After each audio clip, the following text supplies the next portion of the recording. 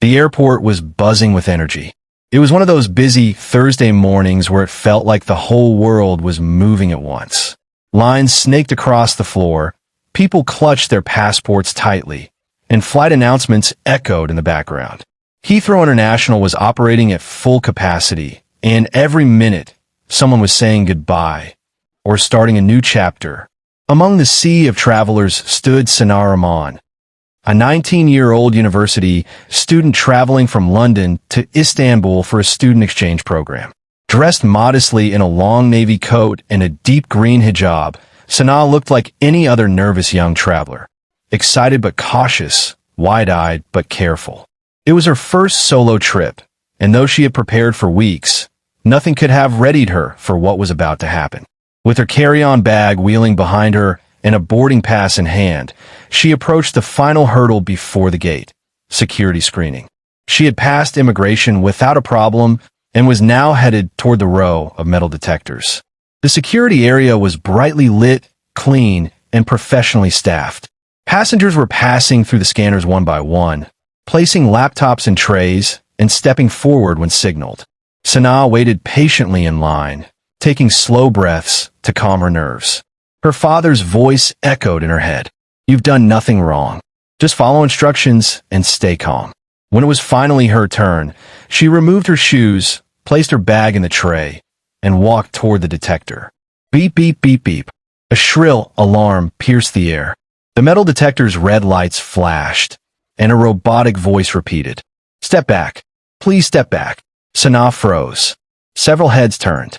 Nearby passengers glanced over, curious and confused. Sana instinctively looked down at herself, wondering what could have triggered it. She had no jewelry on, no belt, no watch. Just her usual clothing and her small bag. A young female staff member named Emily, wearing a yellow security vest and a kind expression, quickly stepped forward. "Don't worry, sweetheart," Emily said in a reassuring tone. "It's probably the machine again. It's been glitching all morning. Could be something small like your shoelace tips." Sana nodded slowly, visibly trying to control her breathing. Her palms were getting sweaty, and her eyes darted to the screen showing her bag going through the scanner. But before Emily could say another word, a sharp, commanding voice sliced through the air like a knife. "What's going on here?" It was Officer Grant, tall and intimidating, with a hard expression and a deep frown. His badge gleamed on his chest, Senior Security Officer. "I heard the alarm. We got a possible threat?" he asked, eyes locked on Sana. Emily tried to explain. "Sir, it's likely just a malfunction. I was about to—" "Step aside," he snapped. "This could be serious. We need to search her. Now." Sana's stomach dropped. Sana could feel every heartbeat echoing in her ears. Officer Grant's voice was louder now, commanding attention from nearby staff and passengers. The calm that Emily had tried to create shattered instantly as Grant moved in, scanning Sana from head to toe like she was a danger to national security. Emily quickly stepped in again, trying to maintain professionalism. "Sir, I really believe this is just a false alarm. She has no metal items, except maybe the ends of her laces." But Grant raised a hand to silence her. She set off the alarm. "That's enough for a full-body search."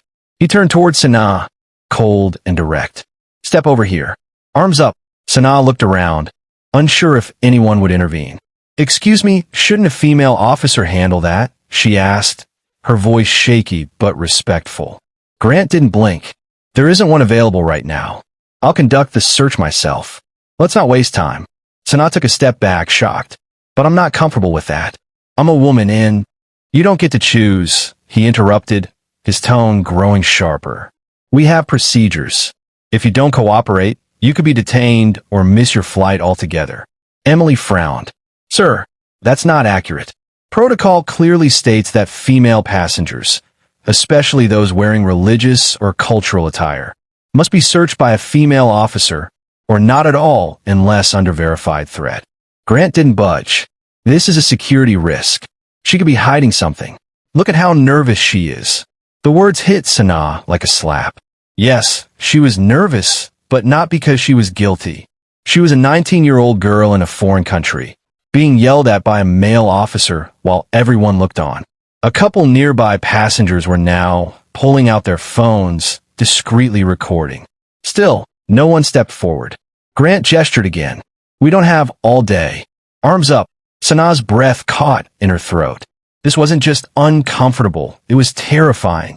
She had studied laws before this trip, had read travel forums, and asked her professors what to expect.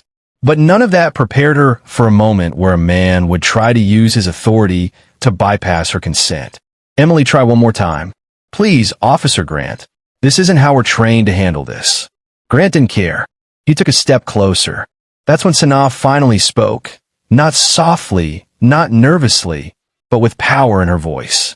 "No, I do not give you permission to touch me. I will not allow it." The crowd went still. Even Grant hesitated, momentarily taken aback. Then, a voice from behind called out, "Then maybe someone needs to remind you what airport protocol actually is." Heads turned. A woman in a crisp, navy uniform strode toward them, holding out a badge. "Officer Nina Kareem, female, lead security. And I believe you're out of line, Officer Grant." Sanaa exhaled for the first time in minutes. Help had finally arrived. The tension in the air was thick, but when Officer Nina Kareem entered the scene, everything shifted. Her presence was immediate, commanding and professional, yet calm, like a steadying hand on a turbulent sea. Sanaa stood frozen, unsure whether this was a new complication or the breakthrough she had been hoping for. Officer Grant, who had been intent on pushing his authority, now seemed to falter as he locked eyes with Nina. His confidence, which had seemed unshakable moments ago, began to waver. Sanaa could see it. His body language stiffened, and for the first time since this nightmare began, he hesitated. "I'm Officer Nina Kareem." The woman introduced herself, flashing a government-issued badge for everyone to see. Her tone was firm, but it wasn't hostile. "Lead female security here, and I believe there's been a misunderstanding." Grant's jaw tightened, but Nina wasn't backing down. She turned to Sanaa, her eyes softening as she assessed the young woman's shaken state. "Are you okay, miss?" Sanaa nodded slowly, still unsure if she could fully trust the situation. I don't know what just happened. I don't feel safe." "I understand," Nina replied. "And you're absolutely right to feel that way. I'm here to make sure everything's handled properly, and you're not treated unfairly." Grant opened his mouth to protest, but Nina raised a hand to stop him. "You don't get to decide who searches her, Officer Grant. Airport procedure is clear. If there's a need for a pat-down, it must be conducted by a female officer, or not at all, unless there's a clear and verified threat." Grant's face reddened. He tried to argue, but she set off the detector. "That's reason enough to." "I heard the alarm," Nina interrupted calmly. "But I also saw the video footage. I reviewed it. There's no reason for a physical search. This was a malfunction of the machine. And even if it wasn't, you've just ignored the rules of conduct for female passengers." Sanaa blinked, feeling an overwhelming wave of relief wash over her. Finally, someone was standing up for her. Grant clenched his fists, clearly frustrated. "This is a security issue. She could be hiding something." "Then show me the evidence," Nina said, her voice unwavering. "You've got none. I'm taking over this situation now." Sanaa was shaking, but she felt a flicker of hope. She had gone from feeling powerless to suddenly knowing that someone cared enough to intervene. Emily, who had been silently watching the exchange, now stepped up. "Thank you, Officer Nina. You've done the right thing." Nina turned to Sanaa. "I'll take you to a private room to complete the search. You have nothing to fear. I'll make sure it's done respectfully and professionally." As Nina led Sanaa to the nearby private screening area, Emily gave her a sympathetic smile. "You did the right thing, standing up for yourself." Sanaa managed a faint smile in return, grateful, but still shaken by the events. "I didn't know what else to do. I didn't even want to cause a scene." "You did more than that," Emily said. "You made it clear that you're not someone to be intimidated. Not every day someone stands up for themselves like that." The private room was small, but the atmosphere was completely different from the harshness of the security checkpoint. Officer Nina remained calm and professional, and Sanaa felt her nerves slowly start to settle. The search was quick and respectful.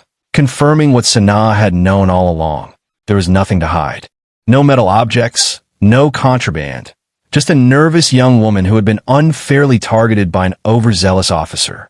As the search ended, Nina gave Sanaa a reassuring nod. "You're clear. Thank you for your patience. I'll make sure this is properly documented, and you'll be okay to proceed with your flight. Just remember, we take your safety and comfort seriously." Sanaa exhaled deeply, feeling the weight lift off her shoulders. She was free. Sanaa stepped back into the main terminal, still shaken but relieved. The tension that had paralyzed her was slowly giving way to a strange mix of exhaustion and clarity. She had just been through something deeply uncomfortable, something no traveler, especially a young girl alone, should have to experience. As she walked back toward the waiting area, she noticed something unusual. A small group had formed near the security checkpoint. Several passengers were still standing there, some speaking to staff, others watching a supervisor who was now reviewing footage on a screen. What Sanaa didn't know yet was that her voice had sparked something bigger. Emily, the kind female staffer who had tried to intervene earlier, had not remained silent. As soon as Sanaa had been led away by Officer Nina, Emily had marched directly to a senior supervisor and filed an immediate incident report. She hadn't just witnessed a breach in protocol. She had witnessed a potential abuse of power. And she wasn't alone. Multiple passengers had recorded the scene on their phones and were now offering their videos as evidence. Officer Grant, once so confident and commanding, now stood rigidly by a wall, arms crossed, watching his entire career start to unravel in front of him. A senior official had been called in, and more importantly, so had airport legal services. In the background, one of the passengers who had filmed the incident was replaying it for the security staff. On screen, Grant's raised voice, his refusal to wait for a female officer, and Sanaa's clear and firm, "No." The video even captured Emily's attempt to de-escalate, proof that she had tried to follow the rules while Grant had disregarded them. Officer Nina, after completing Sanaa's private check, returned to the terminal and headed straight for the supervisors. "Her search is complete," she announced. As expected, she had no hidden objects. "She's clear." "Thank you," the supervisor replied. "We're reviewing footage and witness accounts. It appears this was more than a mistake. We may be dealing with a serious policy violation." Grant scoffed. "I was just doing my job." The machine beeped. "But you didn't follow protocol," Nina replied sharply. "And you ignored multiple requests for a female officer. That's not how we operate." At that moment, the airport's head of security walked in. After a brief, whispered conversation with the supervisors, he approached Grant. "Officer Grant, you're being placed on administrative leave pending investigation. Please surrender your badge." The officer stiffened. "This is ridiculous." "This is accountability," the head replied. Sanaa, who had been standing off to the side, watching in disbelief, now found herself at the center of attention. Emily came to her side once more. "You did it. You didn't back down. That's why this is happening." "I didn't mean to cause all this," Sanaa said, voice low. "No," Emily replied. "But you made sure he couldn't do it to someone else." Sanaa finally reached her departure gate and sat down, still trying to process everything. Her flight to Istanbul wouldn't leave for another 40 minutes, but her mind was already racing far ahead. What had just happened wasn't just about a metal detector going off. It had become a moment that could have broken her spirit, but instead, it had revealed her strength. She pulled out her phone and sent a message to her father. "Something happened at airport security. It was scary, but I stood up for myself. I'll explain everything when I land. I'm okay now." She hesitated for a second and added one more line. "I said no, and someone listened." As the minutes passed, more people began reacting online.